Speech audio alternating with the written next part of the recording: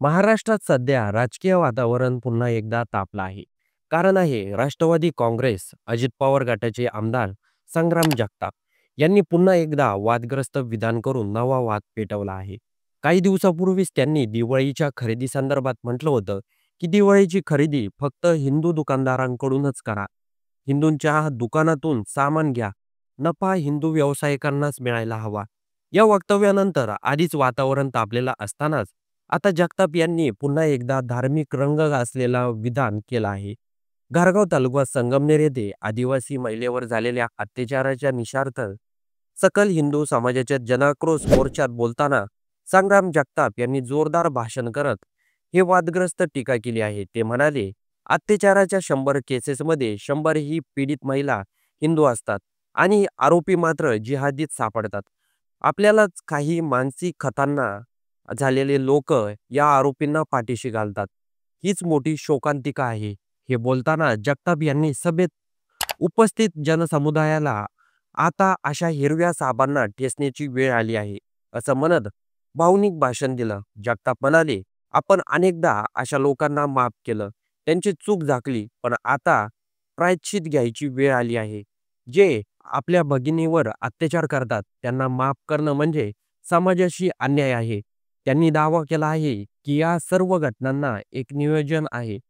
हे सगळं सुरू झालं ते बेकरीपासून, असं म्हणत त्यांनी आणखी स्पष्ट केलं, बेकरीत काम करणारे लोक लहान मुलींना, महिलांना आकर्षित करतात. पदार्थ देण्याच्या बहाण्याने मोबाईल नंबर घेतले जातात आणि नंतर त्याचं रूपांतर गुन्ह्यात होतं. जगताप यांनी याच भाषणात प्रशासनालाही लक्ष केलं आहे. प्रशासनाने 15 दिवसात मशिदी हटवाव्यात. पठार भागात अचानक लोकसंख्या वाढत आहे. या सगळ्यांचं मूळ शोधलं पाहिजे. त्यांनी थेट धर्म, समाज आणि प्रशासन या तिन्ही पातळीवर भाष्य करत एक प्रकारचा आंदोलनात्मक विधान केलं आहे. या वक्तव्यानंतर राष्ट्रवादी काँग्रेस अजित पवार गट अडचणीत सापडला आहे. कारण जगताप हे अजित पवारांचे विश्वासू आमदार मानले जातात. त्यामुळे त्यांच्या या विधानामुळे पक्षावर थेट ताण आला आहे. अजित पवार यांनी लगेचच नोटीस जारी करून स्पष्टीकरण मागितलं. पक्षाने सांगितलं की अशा वक्तव्यामुळे समाजात तणाव निर्माण होतो आणि राष्ट्रवादी पक्षाची भूमिका सर्व धर्माची आणि समान करण्याची आहे. मात्र नोटीस मिळाल्यानंतरही संग्राम जगताप यांनी आपली भूमिका कायम ठेवली. त्यांनी सांगितलं, मी काही चुकीचं बोललो नाही.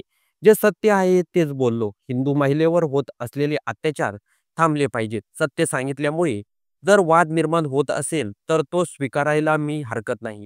विरोधकांचा आरोप आहे की जगताप हे धर्माच्या नावावर समाजात फूट पाडण्याचा प्रयत्न करत आहेत. पण दुसरीकडे काही हिंदू संघटनांनी जगताप यांना धाडसी नेते म्हणत पाठिंबा दिला आहे. त्यांचा दावा, जगताप यांनी फक्त वास्तव मांडला आहे. संग्राम जगताप यांचं हे वादग्रस्त विधान असून ते पुन्हा एकदा राजकीय चर्चेच्या केंद्रस्थानी आले आहेत. एका बाजूला अजित पवार गट तटस्थ राखण्याचा प्रयत्न करत आहे, तर दुसरीकडे जगताप हिंदुत्वाच्या ठाम भूमिकेवर उभे आहेत. या प्रकरणामुळे आगामी बीड आणि नगर जिल्ह्यातील राजकीय समीकरणावर परिणाम होण्याची शक्यता आहे. अजित पवार यांनी पत्रकारांशी बोलताना स्पष्ट सांगितलं, आपण सर्व धर्माला सोबत घेऊन चालणारे लोक आहोत. त्यामुळे असं वक्तव्य करणं चुकीचं आहे. अशा भूमिकेमुळे समाजात तेढ निर्माण होऊ शकतो, असं मत अजित पवार यांनी व्यक्त केलं आहे. तर या संपूर्ण घटनेबद्दल तुमचं काही मत असेल तर कमेंट बॉक्समध्ये नक्की नोंदवून जा.